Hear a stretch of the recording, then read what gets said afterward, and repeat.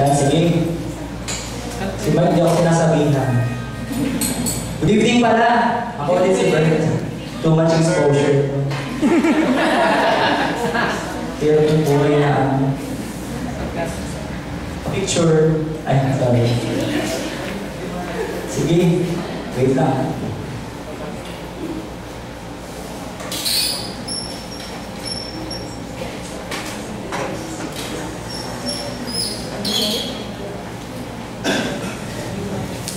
Check. May ganun si share ko.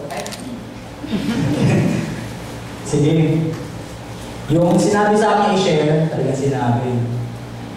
Yung parang nabigay sa akin share is all about God's love. Wow, God's love. Nung iniisip ko yung i-share ko, parang, Lord, ano ba yung gusto mong i-share ko? Kung paano mo na-experience. Okay, sige. Ayun, sige. I-share ko kung paano ko na-experience si Lord in a very, very, very, very specific way. Ayun, parang talk. Sige. Paano nga ba ako muna na-connect sa... Paano nga ba ulit ako na-connect sa lingkod? So, nung college pa lang ako, parang may community na ako na ina-attendan. Ang tawag doon, CMAT, C-N-A-T, Campus Ministry Auxiliary Team. So, yung CMAT, yun yung parang counterpart ng lingkod, pero sa college pa lang. Tapos, after graduation, nakonect ako sa lingkod. Ito mga kulit na schoolmates ko dati nakasama sa CMAT. Tinetext ako, sabi sa akin, uy, umpisa na yung Driven series. Okay. Ganun lang yun. Okay. Tapos nun, second talk na ako nakarating. Yun. At that time, mula nung second talk, tuloy-tuloy na ako hanggang sa nakatayo na ako ngayon dito. Tapos, yung share ko, yung God's love, share ko very specific, yung sa nangyari sa akin noong 2010. That was June. Hindi pa tapos yung yung Driven series. Ako nga pala yung panganay sa apat na magkakapatid. Yung nanay ko isa lang, yung tatay ko isa lang din. Yung mawali na joke. Ayun, tapos, yun nga, yung nangyari sa akin noong June, yung mama ko kasi nasa ibang bansa, nasa Kuwait, nagtatrabaho siya doon. Pero, yung June 2010, may nangyari. Nagkaroon siya ng problema doon sa employer niya. Yung mama ko kasi yun yung best friend ko, yun yung kapatid ko, yun yung parang best friend forever, very, very close friend. Ako kwenta ko sa kanya lahat, even my love life, ganyan. Tapos yung community na to, na-open ko sa kanya. Tapos yung mga struggles ko sa studies, lalo na nag-review. So nung June, parang it's a very, very sad story. Kasi nagkaroon nga siya ng problema sa employer niya. So nawalan siya ng trabaho. Tapos nagkaroon pa siya ng kaso. Pero hindi siya yung hindi siya yung kinasuhan. Siya yung nag-file kasi nga, yun, basta may problema. Ayun, 1 year siyang gano'n, 1 year kaming gano'n. So retired na yung tatay ko, ako wala pang work kasi ka-graduate ko lang. Yung tatlong kapatid, yung babae, college, yung dalawa, high school. Paano ka mag-survive? Yun yung tanong. Ito naman si Lord, may ginamit na tao. Doon sa Kuwait, meron siyang sinend na tao na tutulong kay mama. Siya yung nagbibigay ng food everyday, bibigay ng isda, bibigay ng groceries, bibigay ng... Minsan nga, pati yung pampadala din sa Pilipinas, siya pa yung nagbibigay. Merong silent si mama noon that time, pero it's very, very crucial kasi doon kasi pag may case ka, hindi ka pwede magtrabaho. So, it's very, very hard for us. Inisip ko nga na pumasok sa trabaho na call center, so dahil naman sa course ko nun. So, hintay ko lang, kasi sabi niyo mga matatapos na yung case niya, pero umabot ng 1 taon.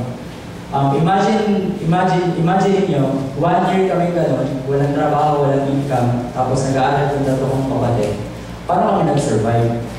So I really felt the love of the Lord that time kasi He really sustained us, He really sustained our family. Tapos yung pangalawang story, It's all about my, ito talaga, struggle talaga sa akin to, ever. Story ko sa tatay ko. Yung tatay ko kasi, it was happened 2010 din. Retired na kasi siya noon. Tapos tendency, kasi kami mga lalaki, parang inisip namin, good provider kami, financially, ganyan. Yung tatay ko nag-retire. So, pababa yung self-esteem, pababa yung desire niya para magtrabaho ulit. Although, bata pa naman siya.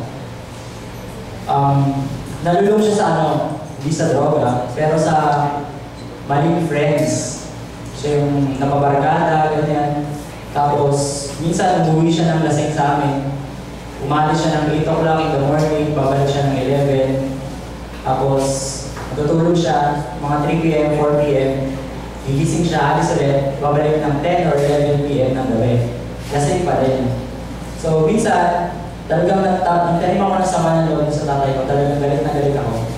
To the point na gusto ko na umalis sa bahay. So, aalis ako, paano yung mga kapatid ko? Very, very challenging. Tapos, dumating pa rin tayo na nakipag-away na siya sa mga kapatid niya. Kasi nga dahil sa epekto ng alcohol. Tapos minsan, napagbubuhalan na kami ng kamay at that time. Pero, si Lord napakagaling. Kasi, He wants me to transform my heart into a very loving child, a very loving son, to reach out with my Father. Hanggang ngayon, hindi ko pa rin siya na parang binibuild ko pa rin yung relationship. Pero, ramdam ko yung presensya ng Panginoon kasi yung perception ko sa tatay ko na dapat ganito ka, dapat ganyan ka, dapat model ka, dapat ikaw yung nagpo-provide, dapat ganyan ka kasi tatlo kaming lalaki, dapat ikaw yung model. Parang ganyan, yun yung naglalaro sa isip ko. Pero naalala ko, yung tatay ko pala, merong unhealed wound. Yun yung ganun din pala yung experience niya sa tatay niya before na umiinom din, ganyan, kailangan niya magtrabaho ng maaga para may baon siya sa school.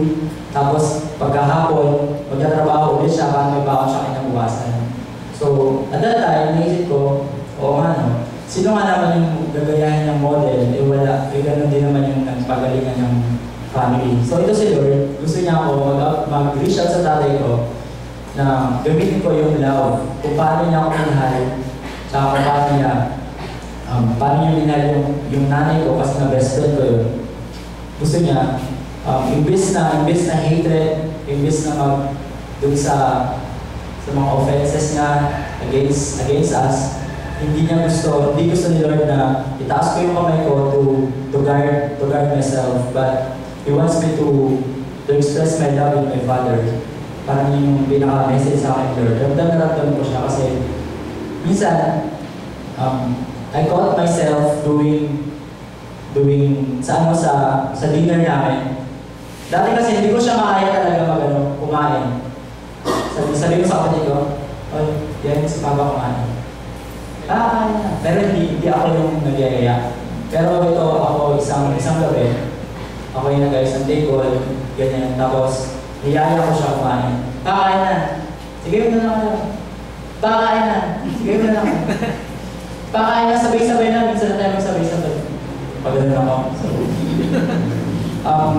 What's my point? Yung point ko doon, I face the challenge. I face the alam mo kami kasi mga lalaki, hirap kami mag-express ng feeling lalo na sa kapwa lalaki, lalo na sa father.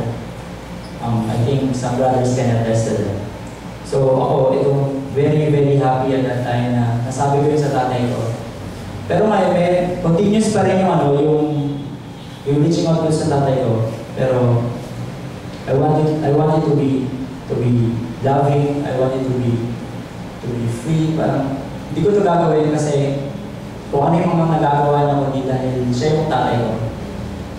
The Lord wants me to give the love what He gave to me. Parang yung pinaka very, very, very specific na time na point sa buhay ko na kailangan ko mag-reach out sa dati. Tsaka kung paano ko naramdaman yung love ni Lord sa akin. So, yun lang, brothers and sisters. Thank you.